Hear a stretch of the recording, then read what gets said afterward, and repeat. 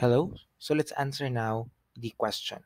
So if the transphase of the Golgi is somehow blocked, okay, what will happen to the protein? Our answer here is the protein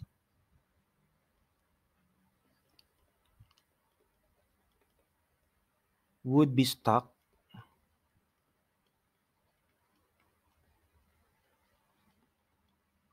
in the Golgi.